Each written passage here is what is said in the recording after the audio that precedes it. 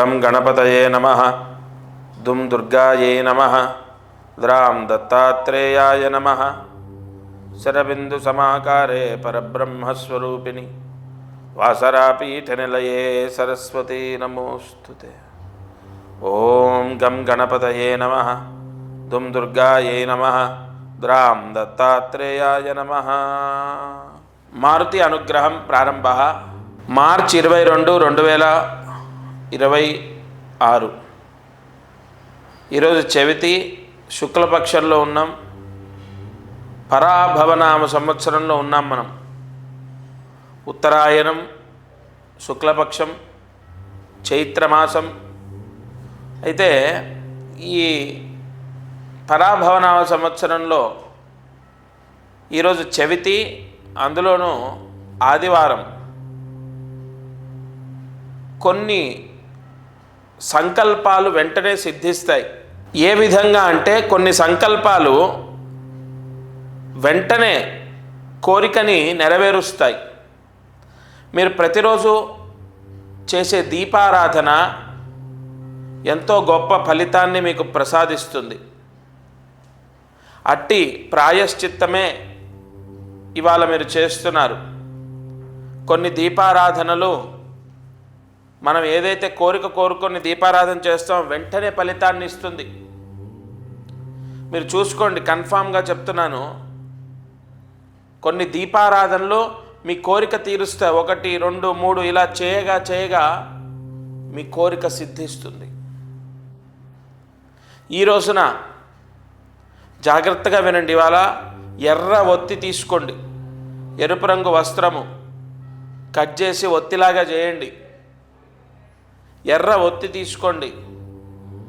ఆ ఎర్ర ఒత్తి వేసి కొబ్బరి నూనె వేసి సూర్యాస్తమయంలోపు దీపారాధన చేయండి. ఈ కొబ్బరి నూనె ఎర్ర ఒత్తి కాంబినేషన్ అనేది కొన్ని గ్రహ దోషాలను తీసేస్తుంది ఆ ఇంట్లో వాళ్లకు. తద్వారా ఉద్యోగం లభిస్తుంది. ఇంట్లో ఎవరికైనా సరే ఉద్యోగం రావాలి, తప్పకుండా ఉద్యోగం అనేది రావడం జరుగుతుంది. మంచి జాబ్ వస్తుంది కన్ఫామ్. సూర్యాస్తమయంలోపు ఈ దీపారాధన చేసుకోండి. ఇక అదృష్టం, ఐశ్వర్యం. ప్రతిరోజు ఈ ఛానల్లో దీపారాధన సూర్యాస్తమయంలోపు చేయమని చెప్తాను. ఆ నియమాన్ని మాత్రం మర్చిపోవద్దు. సూర్యాస్తమయం తర్వాత దీపారాధన పని చెయ్యదు. సరే, చాలామందికి ఒక ప్రశ్న ఏంటంటే, ఉగాది పంచాంగ యోగం అంటే ఉగాదికి గ్రహస్థితి మారుతుంది, జాతకం మారుతుంది, మాకు ఏదైనా మంచి జరుగుతుందా? తప్పకుండా జరుగుతుంది. ప్రస్తుతం గురువు కర్కాటక రాశిలో ఉచ్చస్థితిలోకి రాబోతున్నాడు.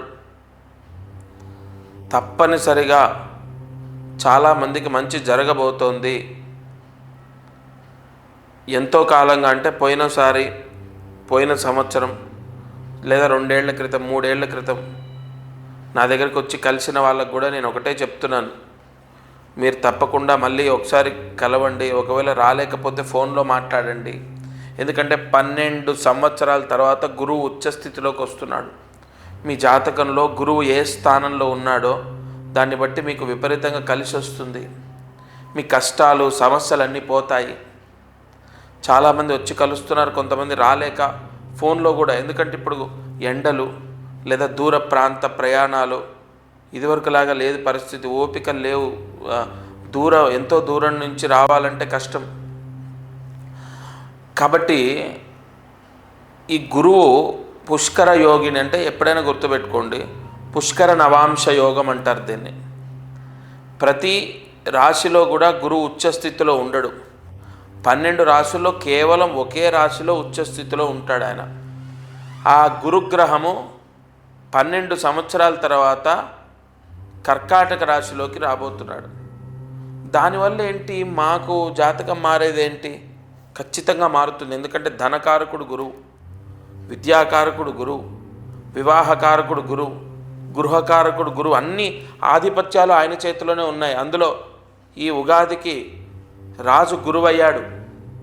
కాబట్టి తప్పనిసరిగా ఎవరైతే వాళ్ళ జాతకాన్ని మళ్ళీ చూపిస్తారో, గతంలో 2 ఏళ్ల క్రితం, 3 ఏళ్ల క్రితం, లేదా 1 సంవత్సరం క్రితం, 6 నెలల క్రితం, లేదా ఒక 2 సంవత్సరాల క్రితం జాతకం చూయించిన వాళ్ళు కూడా మళ్ళీ ఒకసారి రీచెక్ చేయమని ఎందుకు చెప్తానంటే, ఏమండి, నా ప్రయోజనం కోసం నేను ఎప్పుడూ చెప్పను.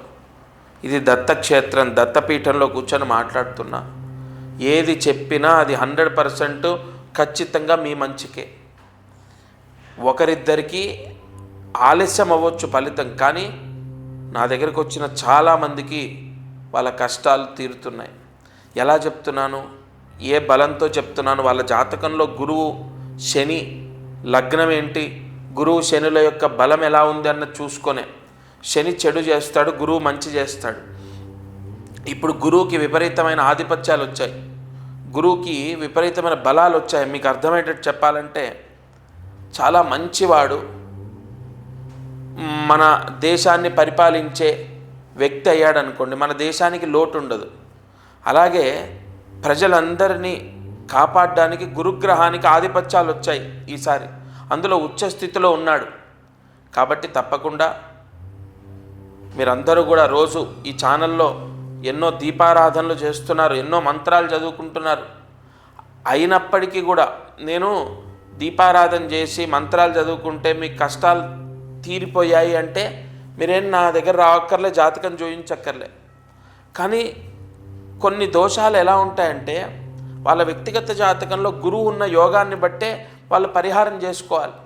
ఒకవేళ రోజు దీపారాధన చేసినా, లేదు దీపారాధన అలాగే మంత్రాలు చదువుకున్నా, అయినా కూడా మా కష్టం తీరట్లేదు, అబ్బాయి గురించి లేదా అమ్మాయి గురించి లేదా భర్త గురించి లేదా భార్య గురించి లేదా కుటుంబ పరిస్థితులు లేదా ఉద్యోగం లేదా ఆర్థిక యోగం, ధనయోగం లేదా అప్పులు, వివాహము, విదేశీ యోగము, ఉద్యోగము, విదేశాల్లో వీసా స్థిరంగా ఉండడం, ఇలా ఒకటి కాదు అనేక కోరికలు కోరుతూ ఉంటారు భగవంతుణ్ణి.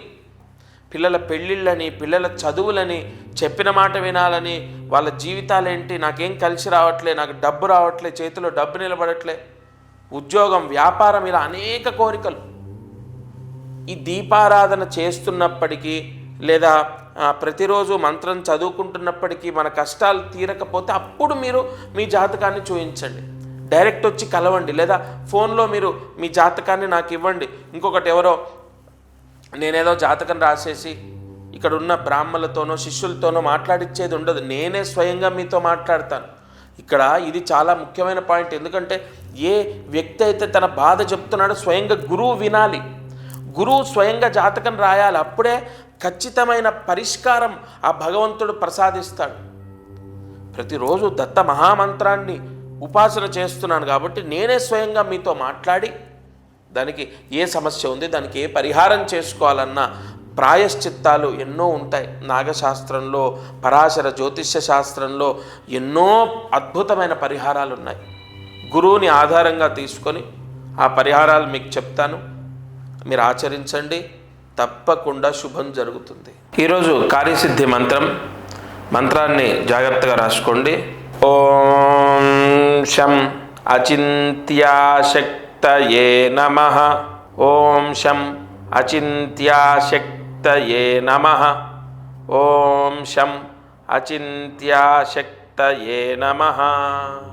ఈ మహామంత్రాన్ని 6 సార్లు రాసి 108 మార్లు జపించాలి. ఈ మంత్ర జపము చేసుకోవడం ద్వారా పిల్లలు చెప్పిన మాట వింటారు, ఎదురు మాట్లాడటం పోతుందంటే ఎదురు మాట్లాడరు, తల్లిదండ్రులు చెప్పిన మాట వింటారు. అలాగే పిల్లలకు మొండితనం అనేది తగ్గుతుంది. తప్పకుండా ఈ మంత్రాన్ని మనస్ఫూర్తిగా పరమ భక్తితో ఈ మంత్ర జపాన్ని చేయండి. సంపూర్ణ దైవానుగ్రహంతో పిల్లలకు మంచి జరుగుతుంది, పిల్లలు మారుతారు. ఇక మీరు ప్రతిరోజు ఈ కార్యక్రమాన్ని చూస్తున్నారు, ఫాలో అవుతున్నారు, చాలా సంతోషం. మీకు తెలిసిన వాళ్ళు, బంధువులు, స్నేహితులు, బంధుమిత్రాదులు ఎవరైనా సమస్యలు ఉంటే, చికాకులు ఉంటే వాళ్ళని చూడమని చెప్పండి. ఎందుకంటే ఎవరి కష్టం ఎప్పుడు ఏ సమస్య అంటే ఎవరికి ఏ రోజు పరిష్కారం ఇందులో భగవంతుడు నాతో చెప్పిస్తాడో. ఇప్పుడు పిల్లలకు ఉద్యోగం అని ఒక సమస్య చెప్పాను, లేదా పిల్లలు మారాలని ఒకటి చెప్పాను, లేదా పెళ్ళిళ్ళు అవ్వాలని ఒకటి చెప్పాను. ఒక్కొక్కరిది ఒక్కొక్క సమస్య, ఒక కుటుంబంలో ఒక సమస్య, ఒక కుటుంబంలో ఒక సమస్య. కాబట్టి మీరు ప్రతిరోజు ఈ ఛానల్లో ఈ కార్యక్రమాన్ని మీరు వీక్షించడమే కాదు, ఎవరన్నా, నేను అందరికీ ప్రమోట్ చేయమని నేనేం చెప్పనండి. నా వాళ్ళు నన్ను ఎప్పుడూ నమ్ముతారు, దత్తాత్రేయుడు వాళ్ళని ఎప్పుడూ కాపాడుతాడు. మీరు బాగా నమ్మిన వాళ్ళు, మీ స్నేహితులు లేదా మీ బంధుమిత్రాదులు ఉంటారు కదా, వాళ్ళ మంచి కూడా మీరు కోరుతారు కదా.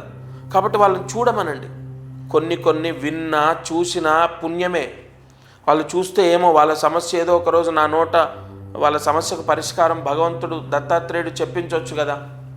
తప్పకుండా ప్రతిరోజు నేను చెప్పే దీపారాధన, అలాగే చదువుకునే మంత్రం కానీ, లేదా మిగతా ఇతరత్ర పరిహారాలు, ప్రాయశ్చిత్తాలు కానీ మీరు ఆచరిస్తున్నారు. అది మీకు ఎంతో ఎంతో యోగం. ఇంకోటి కన్ఫామ్గా చెప్పేది ఏంటంటే, తప్పకుండా మీరు చేసే ఈ పుణ్యకర్మ, ఈ సత్కర్మ, ఇది ఎంతో ఫలితాన్ని ఇస్తుంది. దానం అవ్వచ్చు, జపం అవ్వచ్చు, లేదా మీరు చేసుకునేటటువంటి దీపారాధన అవ్వచ్చు. కన్ఫామ్గా ముందు మీకు ఏం చేస్తుందో తెలుసా, మీ కష్టము విముక్తి అవ్వడానికి ఒక పుణ్యాన్ని మీకు ఏర్పరుస్తుంది.